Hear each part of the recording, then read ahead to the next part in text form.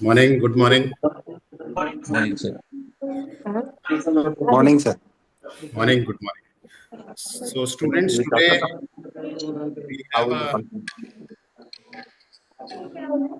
I have requested Dr. R.K. Prabhu, who is a professor of surgical gastroenterology at the KEM hospital in Mumbai, and their group has a very large experience management of these corrosive injuries.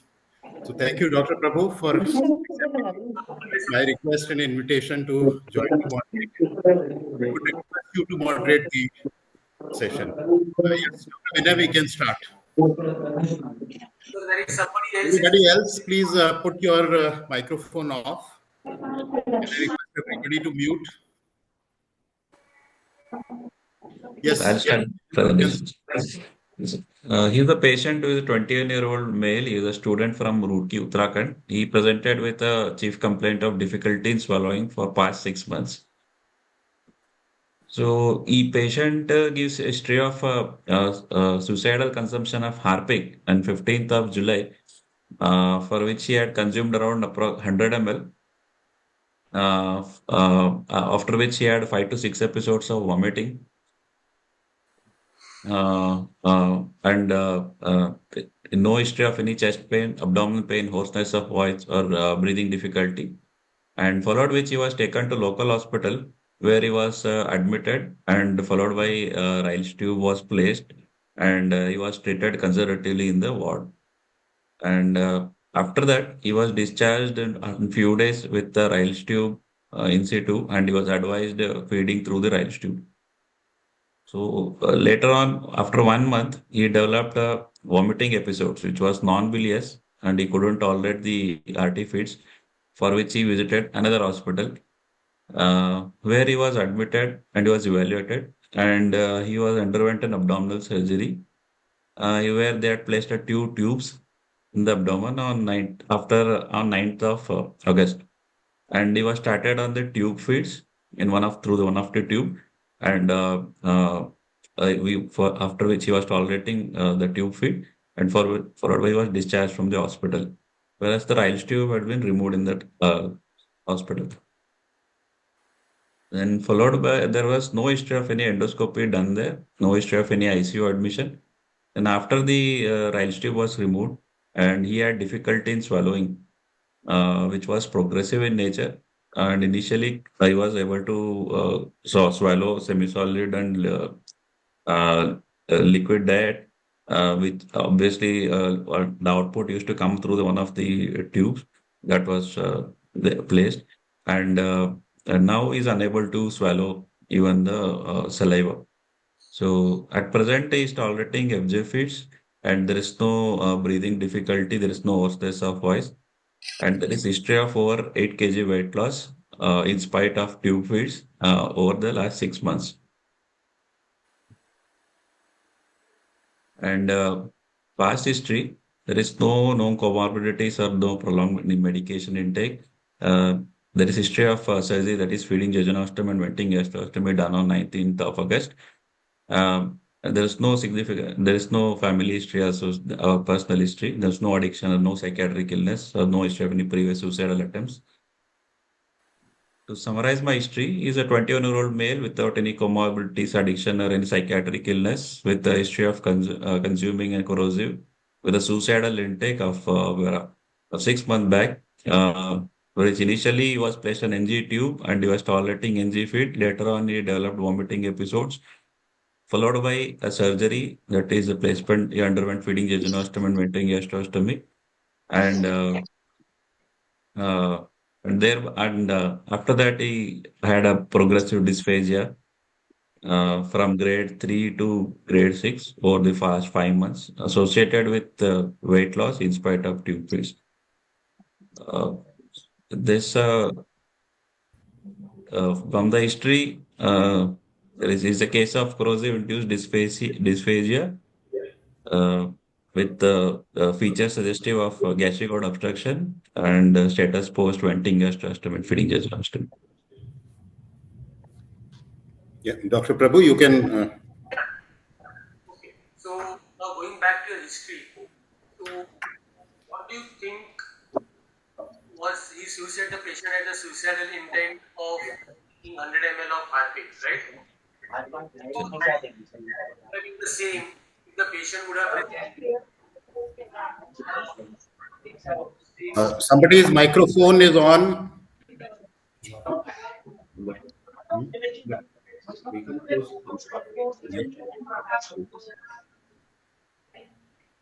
Yeah, yeah, Dr. Prabhu, please carry on. Yeah. So would your management been the same on day one if the patient would have presented to you at your institute with accidental or some rather suicidal ingestion of Harpic? No, sir. I wouldn't have placed a, endoscope, sorry, Rice tube without doing an upper G endoscopy. So I would have done upper G endoscopy first, and if required, under guidance, NG placement. Why is it so? Why do you want to put endoscope? To look for the extent and the severity of the corrosive injury. So how does it change your management? You're thinking of doing endoscopy just to know the extent and the severity, or it is something else? Uh,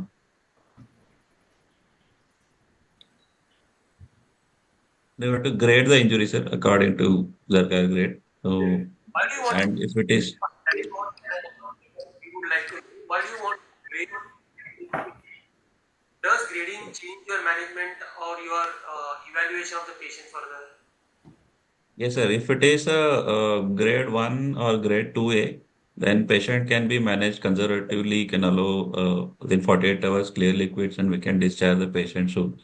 Whereas if it is a higher grade, then requires further admission and further evaluation. So basically, you want to try your patient of depending upon the grade of injury, whether he wants to be kept indoors or outdoors. Okay, in this situation, then if you get something higher grade, what would your management change, or is it going to remain the same? If suppose it comes as 3, so would it be different than what you would be otherwise be doing? Uh, yes, sir. If it is a 3B, if there is extensive necrosis, sir, then I would get a further imaging done, and and will the patient will be in ICU, and if the patient is clinically unstable, then to look for the surgical options, sir, depending on the further evaluation by imaging. So If it is too, look at the patient clinically as well as the endoscopic report. If the patient is hemodynamically unstable or there is no evidence of peritonitis or mediastinitis, and if there is a high grade injury, then probably you will require a cross sectional imaging. If you have section. signs of abdominal injury, peritonitis or mediastinitis, probably a plain X-ray will be another investigation which will show you either ways which what management you want to. So clinical evaluation has to be combined with cross-sectional imaging depending upon the clinical situation of the patient. In the next, they have kept a right tube. So during the second surgery, they removed the right tube. So any other additional information would you want to know when they had kept a right tube on the patient?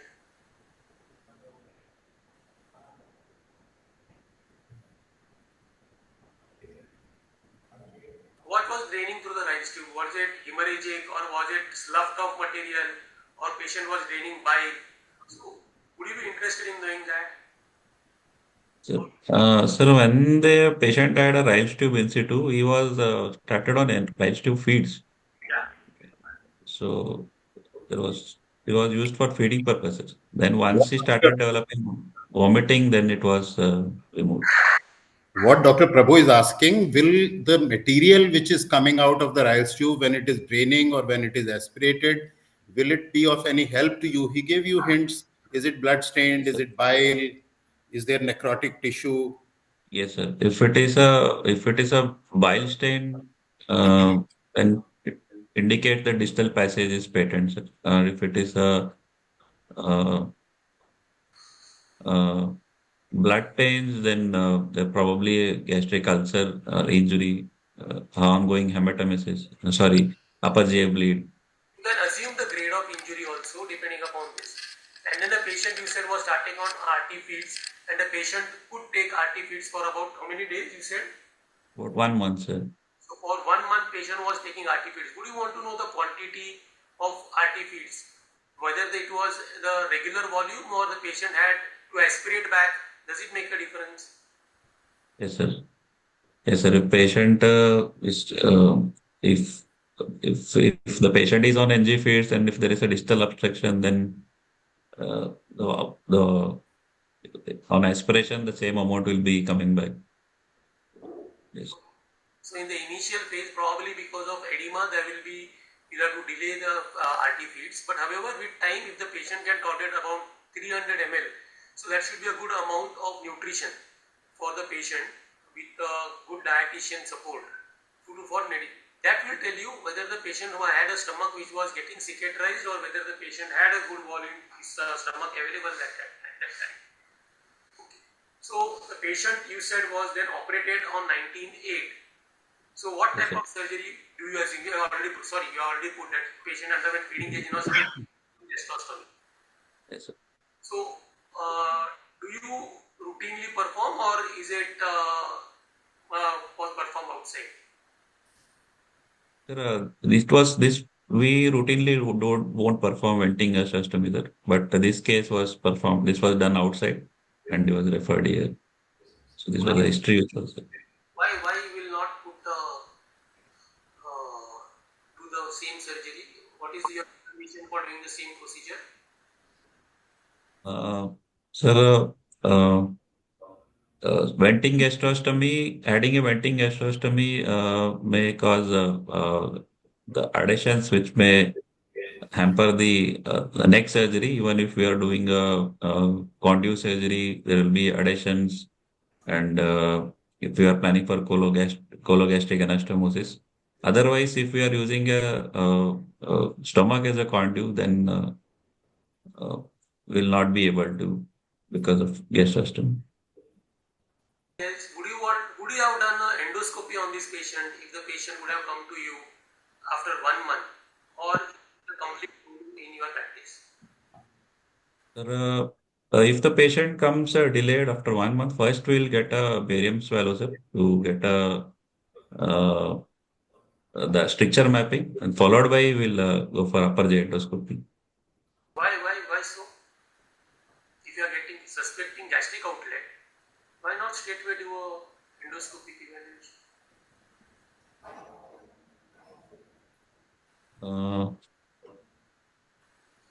The reason being, you want to evaluate the esophagus also in this patient. yes, sir. The esophagus was not injured, though in the later phase, now that we have seen that even the esophagus is being involved. So basically for evaluation of both esophagus and the stomach, you will want to a roadmap, whether you can perform an endoscopy. So you always get either a barium swallow or a Conway swallow depending upon your abdominal status and the patient's outcome.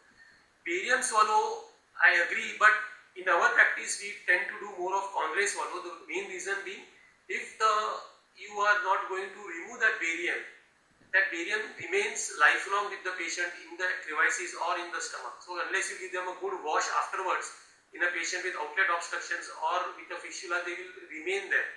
So if there is no evidence of tracheocerebral fistula, we tend to do a Conway study. So it's a clear fluid and can always be aspirated easily out. So that is Dr. Vinay sir. What is your practice at HGPJ as well as over here, sir? Dr. Kapoor. You used to do a barium. No, you should say a contrast study. Don't use the word barium because, as Dr. Prabhu pointed out, you would preferably use a water-soluble contrast. It gives you the same information. Okay. So the next surgery, if you have not done a venting gastrostomy, what is Yes, the sir. time frame between your further intervention in a patient of corrosive injury and a patient for surgical intervention? Uh, Next surgery, sir. Intervention, definitive intervention after a corrosive. What is your time frame? Sir, if for the gastric injury alone, if the esophagus normal, we'll wait for 3 months, sir. And if it is a esophageal injury, associated, then 6 months for definitive surgery.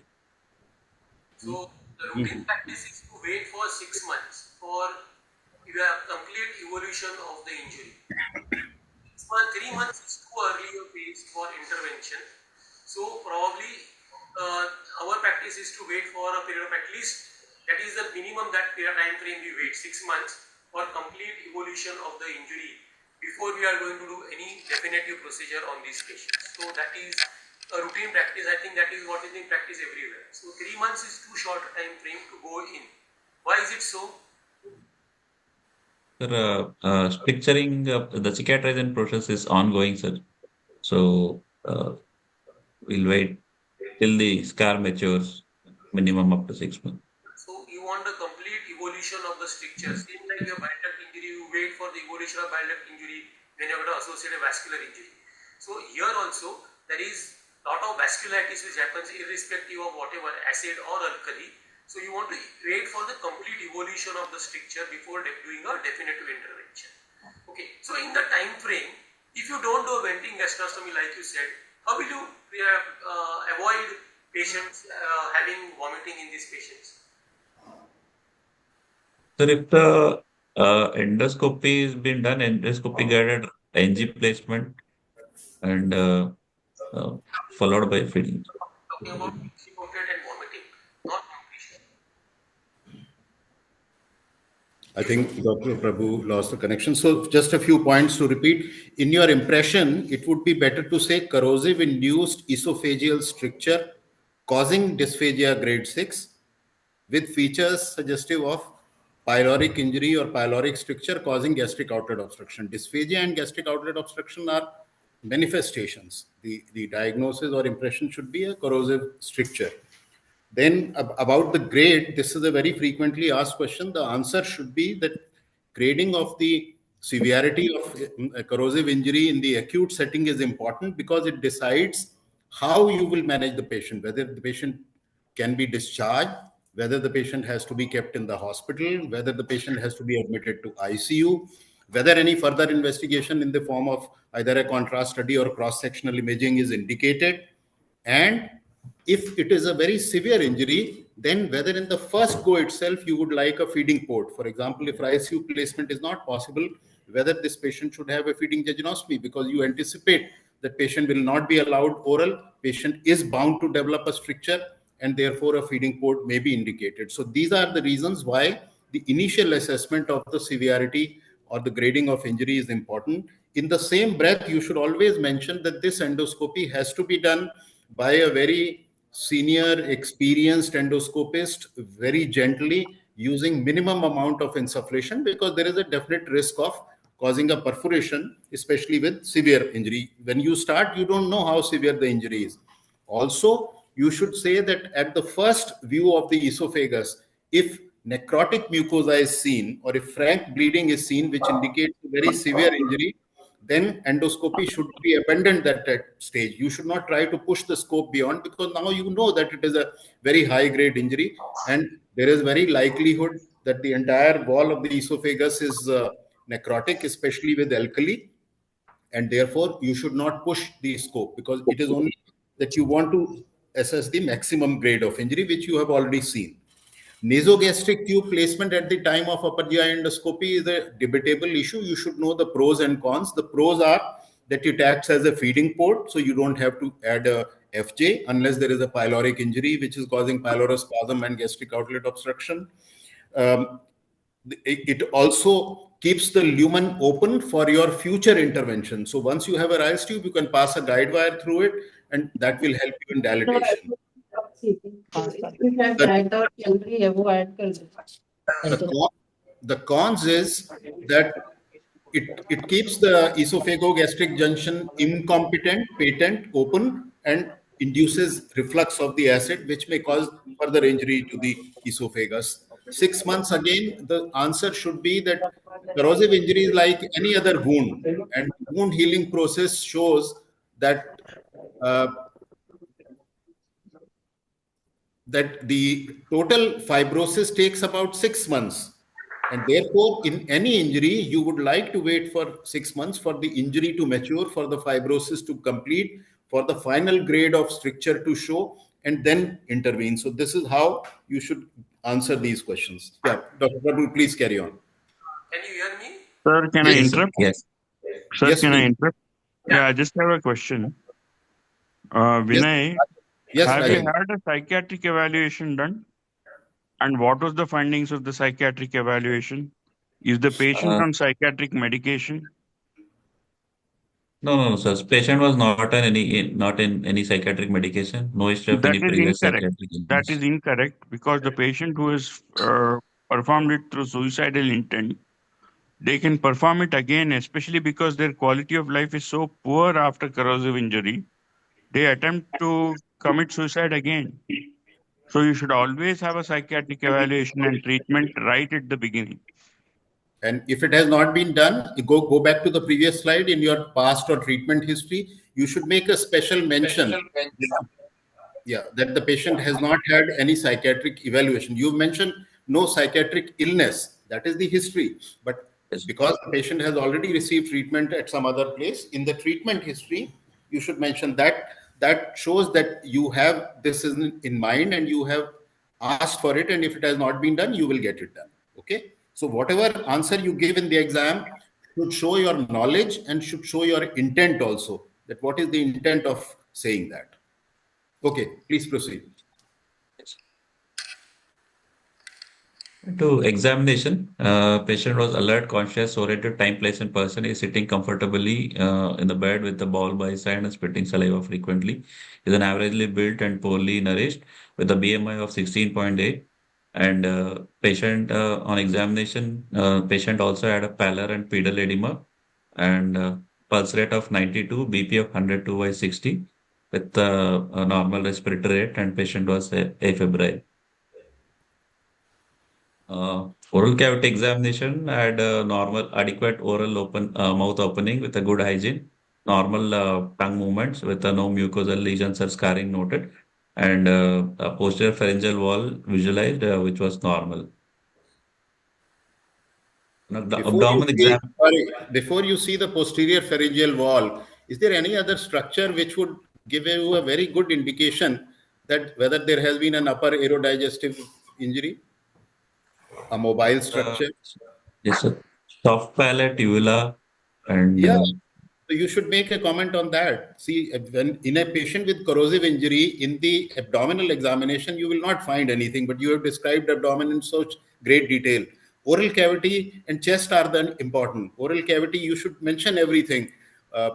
Any difficulty in opening the mouth, any scarring on the lips or the cheek or tongue, the soft palate, the uvula, the tonsillar fossa, then the posterior pharyngeal wall. So again, it shows that you are looking for something which is of consequence. Because if there is an upper or an oral cavity scarring, which uh, invariably would indicate that you are anticipating a very high stricture in the esophagus also. Okay, so in esophagus, in CA esophagus, chest is more important than abdomen. In corrosive injury, oral cavity and chest are more important than abdomen, unless there is gastric outlet obstruction, where of course you will have findings. Yeah, please carry on. yes. On abdomen examination, inspection abdomen was flat with upper midline scar noted with two tubes in situ in right upper quadrant with umbilicus central and inverted and all corresponding corners moving with respiration with no visible peristalsis, hernial orifice, no cough impulse, and there is no renal angle fullness. On palpation, abdomen was soft, non-tender, no organomegaly, and normal hernial orifice. On percussion, add a liver dullness starting from fifth intercostal space with normal liver span. With abdomen, rest of the abdomen was tympanic. There is no free fluid with the normal bowel sound. Rectal examination was normal. Respiratory examination, trachea was in central with the normal vesicular breath sounds heard bilaterally with no added sounds.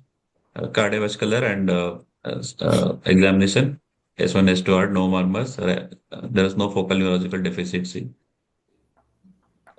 After the end of examination, to summarize my findings, so he's a 20-year-old male without any comorbidities, addiction or psychiatric illness, with a history of consuming corrosive with a suicidal intent 6 months back, where he initially tolerated NG feeds, followed by vomiting episodes, after which he underwent feeding jejunostomy and venting gastrostomy.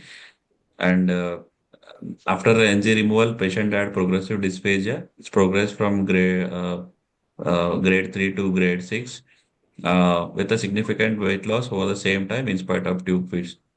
On examination, he had a BMI of 16.8 with the upper midline scar with the feeding jejunostomy and venting gastrostomy in situ.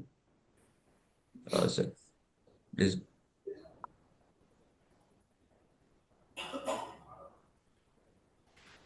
will proceed, sir. Investigation. No, 1 minute. So Wait. you said the patient had a venting gastrostomy. Would you want to qualify what is coming out? What is the type of effluent which is coming out from your venting gastrostomy? Yes, sir. Anywhere. The content was yes, sir. The volume is about. I would like to know the volume and content, sir. This patient, while in the history before coming to hospital, when he was able to swallow, uh, he used to consume some clear liquids, and now patient had only saliva as output, sir. That was approximately 100 to 200 ml per day. So you said it is. Am I audible? Yes. Yeah. So you are saying that only saliva is coming out, and you are saying it is grade 6 dysphagia. So He was, yes, sir. The content patient was spitting out, but some amount in the gastrostomy tube also had a saliva, sir. okay. So how will you want to mentally? Corrosive dysphagia. Sir? Couldn't hear, sir. What is what? Dr. Prabhu, are you logged in with some other ID also? No, sir. Okay. Because in between we are losing you. Yeah. No, Please no. carry on. Yeah. Yeah. Now, how will you proceed? Now, you have a patient who has got corrosive, probably, like you said, both esophageal as well as gastric involvement with a venting gastrostomy. Yes, sir. Sir, now I'll get a contrast study, sir. First, I'll get a blood investigations to look for his the nutrition status by serum albumin and by the hemoglobin, which may show his the hemoglobin level, and simultaneously I'll also get a contrast esophagogram to look for the stricture and the status of the stomach. We have the blood investigations. So, the blood investigations had patient had hemoglobin of 9.2 with a normal leukocyte count and normal platelet count. He had a LFT which showed a hyperalbuminemia of 2.8 and with normal bilirubin levels, and he had a creatinine of 2.5 with a normal urea, and his viral markers were normal, the normal PTNR. So, after looking at this report, how will you want to interpret whether the patient is in the normal physiology or how do you want to interpret this results? The patient uh, nutritionally is undernourished, sir, because he had albumin of 2.8 with the hemoglobin of 9.2, which suggests uh, malnourishment status. A better way to show these investigations would have been that you should have said that his blood investigations reveal that he is poorly nourished because of his low hemoglobin, which is 9.2, and low serum albumin, which is 2.8. The rest of the renal and liver functions are normal. Highlight the important point first. Show the intent why you got these investigations. And as you said, you got them done only for nutritional status. Otherwise, they are not of much importance, isn't it? You won't do an LFT in a patient with corrosive injury except to look at the serum albumin. So you, instead of reading the numbers, you should first give your overall assessment and then say that these are the numbers which have led you to that assessment. Okay, next. Uh, got a chest X-ray. Chest X-ray was normal, sir. Again, instead of saying normal, highlight what you are looking for. Why did you get the chest X-ray done? Look for any bilateral lung infiltrates or yes, sir. If patient had any aspiration changes, pneumonitis. So you have to use proper words. You want looking out for changes for aspiration with pneumonitis or evidence of any pulmonary complications. Okay. Yeah, Yeah. you should, again, all these questions, you should use the opportunity to show your knowledge. As has been said, you should have used immediately the word aspiration pneumonitis. That is what you are looking for. So either you describe the finding or you say that there are no parenchymal opacities, especially at the bases, to suggest any aspiration pneumonitis. Anything else in a patient with corrosive stricture of the esophagus, not in this case, which you can see on abdominal X-ray, Uh, other than, yes, the funding shadow, sir. fundic air bubble. Here Air, air. it is not of importance because you already have a tube. But if there was no gastrostomy or a nasogastric tube, then whether the fundic air is present or not also is an kind of a subtle indirect indicator of the severity of injury. Of course, you wouldn't rely on that, but just an incidental finding. Okay, next. Then in our institute, when the patient came, he underwent upper GI endoscopy and dilatation, sir. So it showed upper GI sphincter 15 centimeter, and there was a fibrotic stricture noted at the 19 centimeter. And initially, the scope was not negotiable further. On table, the stricture mapping was done, which showed there is a 4 centimeter length stricture, and uh, beyond which the on the stricture mapping, esophagus was appeared to be normal. And serial dilatation was done in the same setting, and patient was able dilatation with the 5 mm and 7 mm SG dilators was passed. Uh, and there was post dilatation. There was no tear in the any in at the upper GI stricture, and they were the initial endoscopy, sir.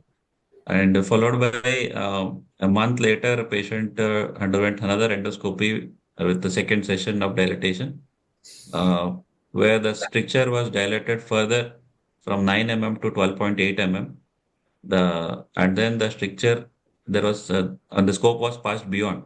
There was another stricture noted at the 40 centimeter at GE junction with the fibrotic margin. However, the dilatation status or the whether the scope passed beyond or not, it was not mentioned with the endoscopy reports. Have you So done an indirect laryngoscopy or a direct laryngoscopy? indirect laryngoscopy has been done, sir. Yeah, tell us the findings. It's very important. Yes, sir. On indirect laryngoscopy, vocal cords were mobile with bilateral piriform fossa, which was clear, and epiglottis and base of tongue was normal, with glottic zinc was adequate. So you have to have a proper flow of thought. So before doing an endoscopy, you would always, like Dr. Rajesh Desai said, that patient will be sent for a evaluation of ENT evaluation. Then once you have evaluated the upper esophageal function, then only you go for an endoscopic evaluation after like you had said, you would want to get a barium swallow or a Conway swallow or a contra swallow in this patient. Did you get it done in this patient? Yes, sir. So after later it was done, sir. Don't change the Uh, probability of the investigations. yes, No, it was done. when you said upper GI endoscopy with mapping, did you mean that you did the endoscopy under fluoroscopy using contrast? Yes, sir. So you should have clarified. You should say that. No, this is something that answers Dr. Prabhu's question because it is simultaneously you are evaluating the inside and you are evaluating with the contrast also. Okay, please show Uh, the and then films. the barium swallow and meal was done, which showed there is a narrowing at the level of cervical esophagus, and distal esophagus appears to be normal. In the barium meal, in the delayed film, which showed there is a stomach which has been distended, and however, there is no passage of contrast beyond the pylorus region. So this is after the second sitting of dilatation or during the first, because your esophagus looks normal except for there is a, Yes, sir. This is after dilatation, sir. so this is after two dilatations. Two This is dilatations. you are getting. Okay. Yes, Yeah, sir. there is a contradiction because in the endoscopy, you said that there was a stricture at the esophagogastric junction, and because nothing was mentioned about the stomach, I presume that they could not pass it. But the barium study shows that contrast has passed into the Past. stomach, adequate amount of contrast has passed into stomach. So it is when you present multiple investigations or serial investigations of a patient, you must always look for and you must mention what is the chronological sequence and difference. What is there a difference between the second endoscopy and this barium? Because there is a contradiction between the two. Okay. So how do you interpret this barium? This is after your second dilatation. Now how will you interpret this barium? Sir, there is a short segment stricture in the upper esophagus. Then the G junction stricture noted in the endoscopy, but the Yes, uh, we are talking about the barium evaluation, not of your yes, sir. endoscopy. Barium evaluations are only upper esophagus short segment stricture is there, followed by there is a pyloric stenosis. Okay. So Rest of the esophagus appears to be normal, sir, so with you a normal stomach capacity. mentioned the patient had a venting gastrostomy. It's not. Is it not? It's not evident. What material is being used? Sir, this Is for this venting, is this before or after the venting? this is after venting a system. The tube was blocked and we got actually Forex was placed for venting gastrostomy and Range tube for feeding gastrostomy. But it's not seen anywhere. Yeah, I don't see the gastrostomy tube. I see only one tube. Maybe we are not able to appreciate it. The other thing which you should mention on the contrast esophagogram is aspiration. Any evidence of aspiration of the contrast, especially in a high stricture. It's a very high stricture.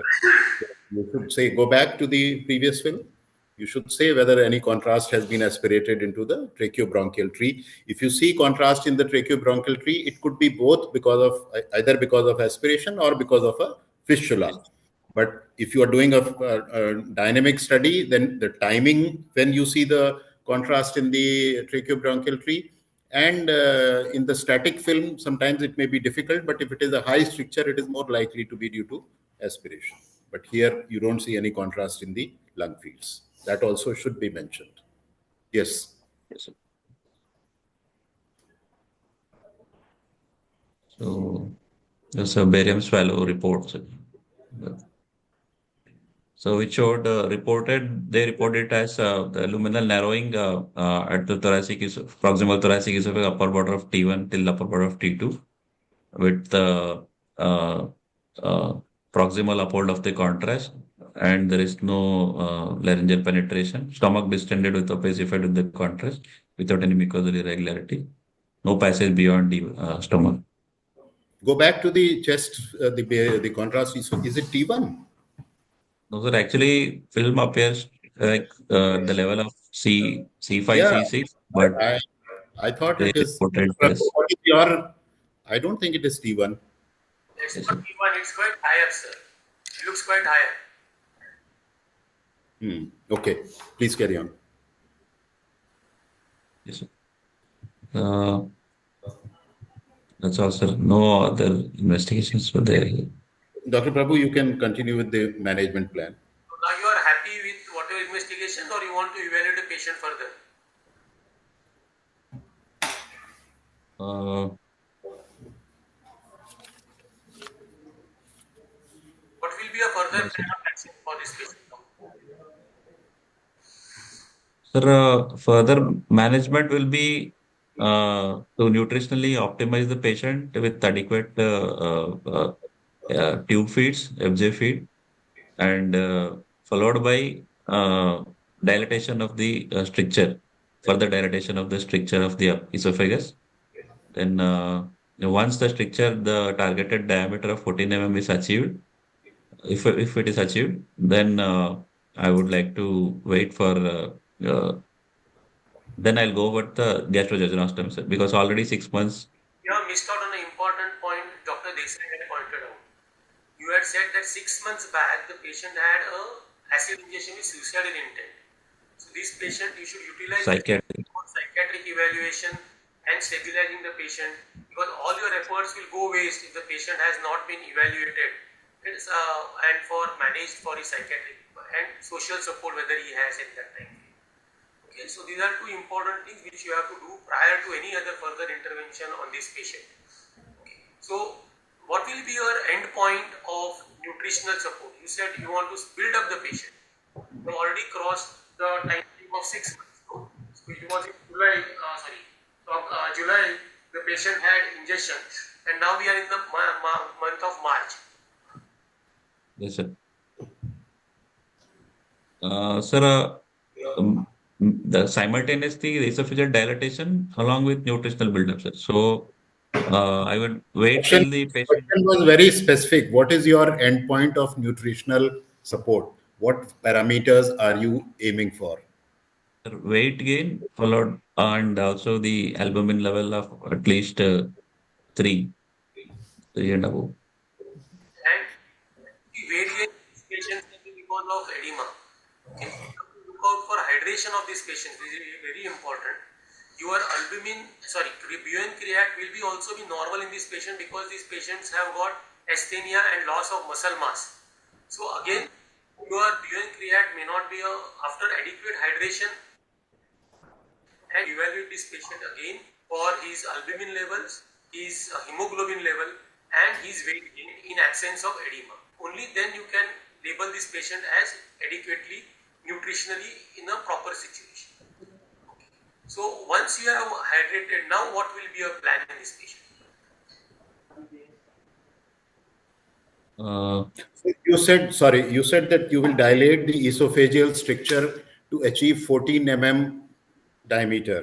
Is that enough? So you have achieved 14 mm today. Is that enough or anything over to there? yes, sir. Should a patient should after wait to wait for at least 4 weeks, sir, Yeah. to know So whether not, the structure is stabilized. yeah, not only achieving a diameter of 14 mm, but also maintaining it without dilatation. That is very important because these strictures are very likely to recur. Uh, and so you achieve 14 mm today, but you repeat the endoscopy after some time and it comes back to less than 14 mm. So successful dilatation is achieving and maintaining the 14 mm diameter. May I interrupt, sir? Yes, Rajin. You also did not mention whether there is any reflux of the contrast into the esophagus on barium examination,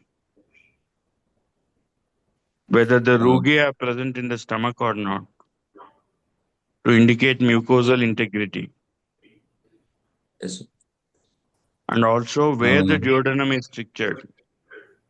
Is any contrast yes. entering the duodenum on delayed Uh, contrast? None of these films is the delayed contrast study.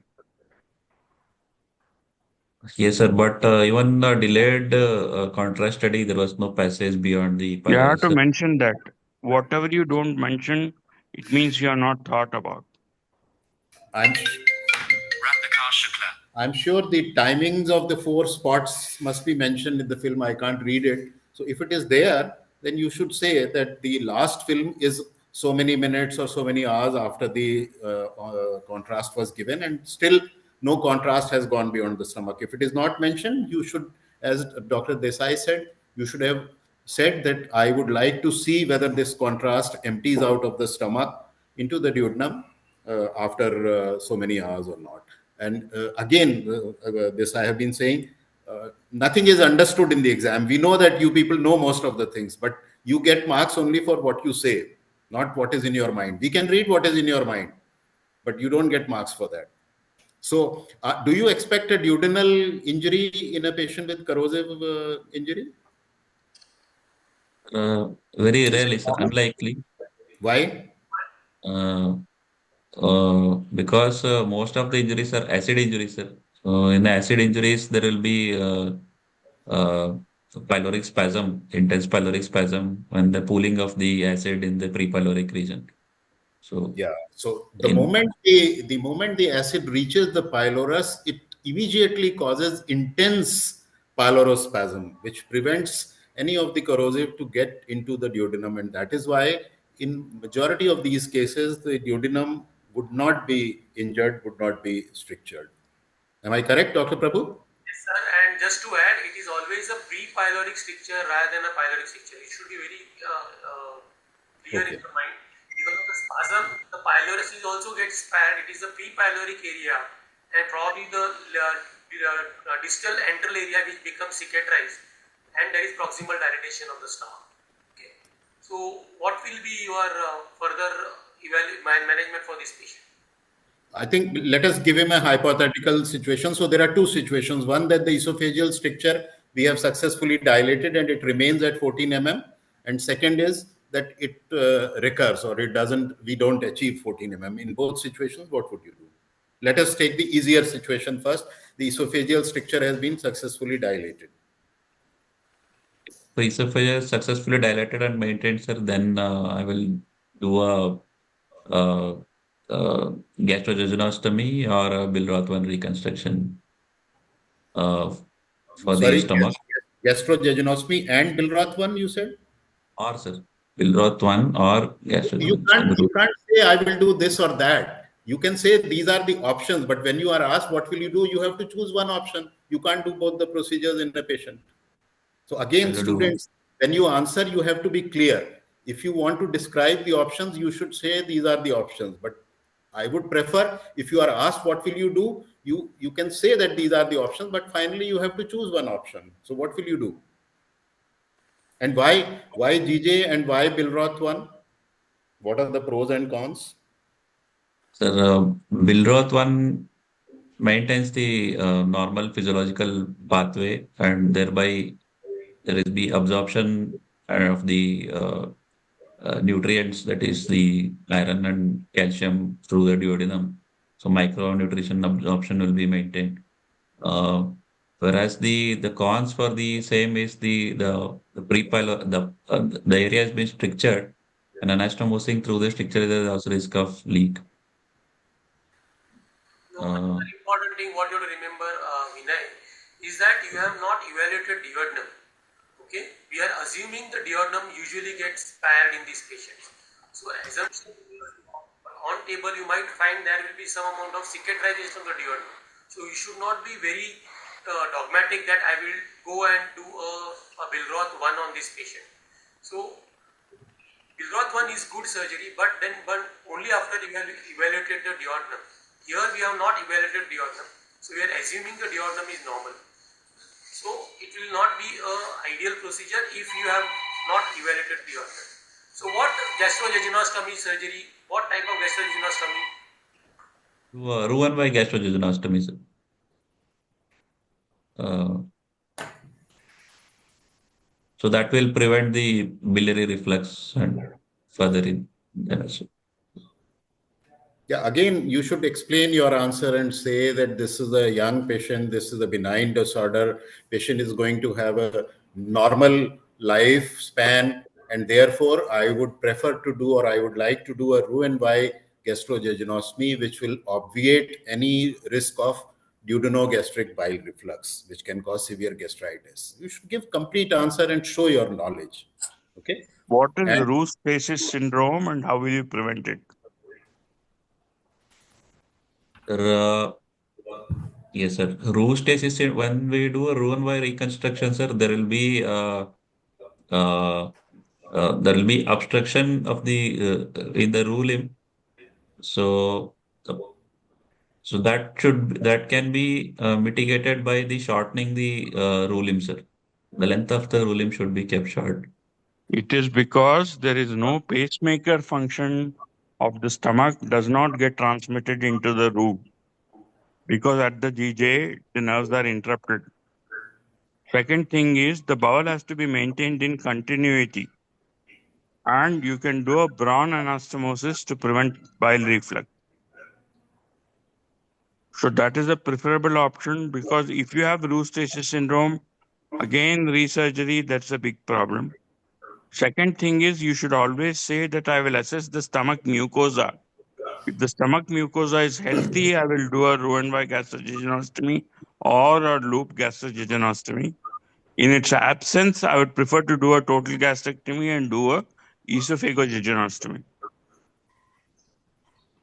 So both Rajen and Dr. Prabhu, for the benefit of students, what do we expect them to say about the GJ, Roux-en-Y or a loop GJ with a bronze jejunostomy?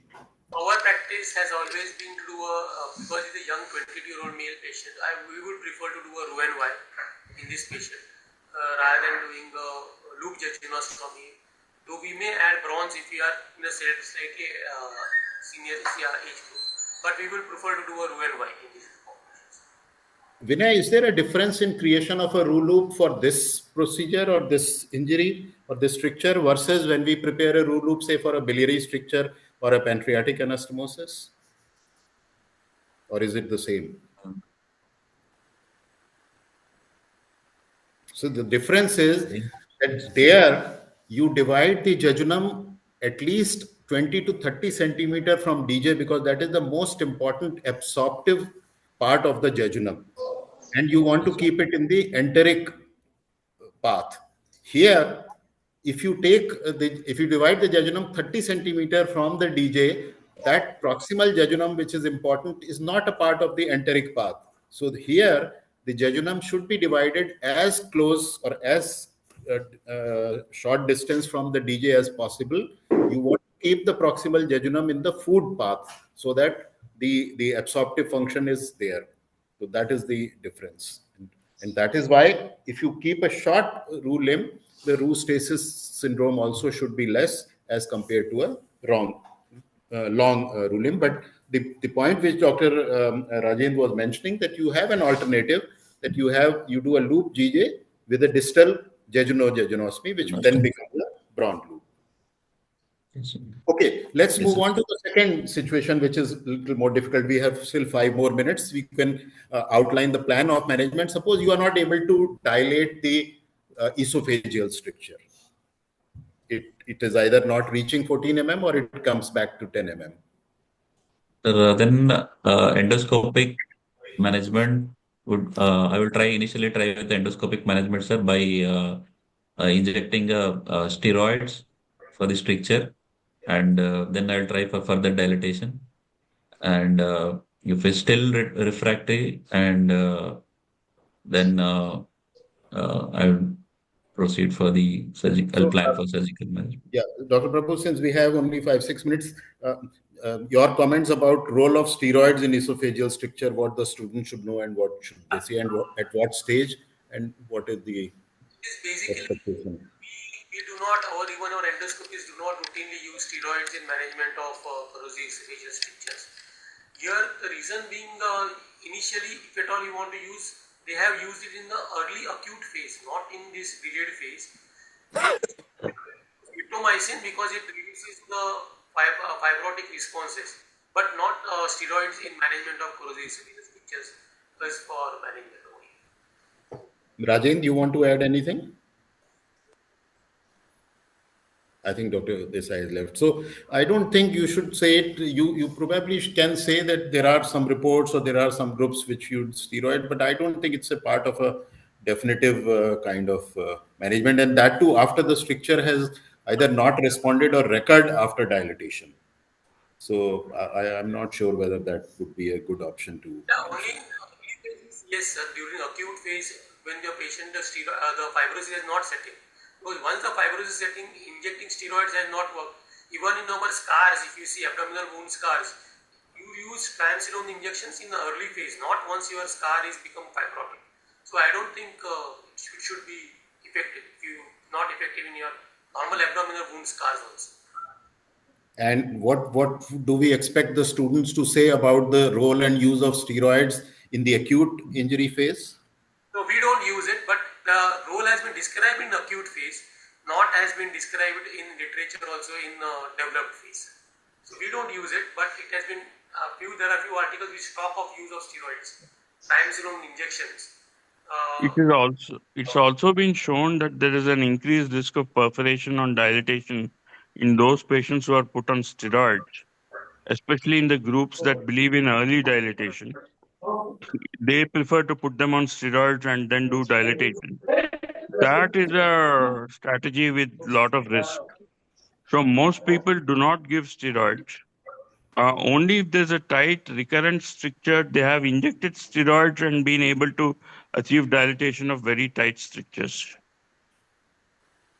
Yeah, so you should be careful and cautious in mentioning steroids as the definitive management of an established fibrotic stricture which is not responding to dilatation. You may mention it as a option which is being used by some groups or some centers.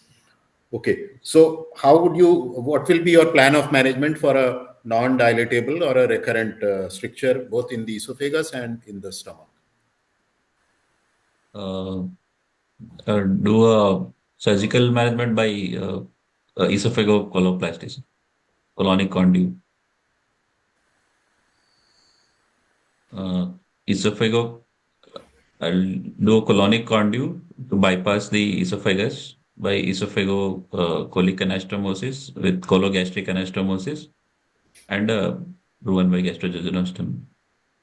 So you should give the complete answer. Whenever you are asked about what you would do for an esophageal disease, whether it is corrosive or malignancy, you have to first say whether you are, in this case especially, that whether you are planning a resection or a bypass, because resection also is an option. Then you have to say what conduit are you going to use, what approach are you going to use, where is going to be the anastomosis, how you are going to do the anastomosis, hand sewn or stapled. I'm now clubbing both malignancy and stricture. So in this case, you should say that you would do a resection of the stricture or a bypass. Bypass. Bypass. So you should say, I would do a esophageal bypass using colon as a conduit with a esophagocolic anastomosis, a cologastric anastomosis, and because there is a pyloric stricture, I will have to add a gastrojejunostomy, which I will prefer to do a Roux-en-Y or a loop with the Braun jejunojejunostomy, and I will retain the feeding jejunostomy. At the same time, you should show that it is a very high stricture. So it is going to be a technically demanding procedure. I may need the help of my ENT colleague.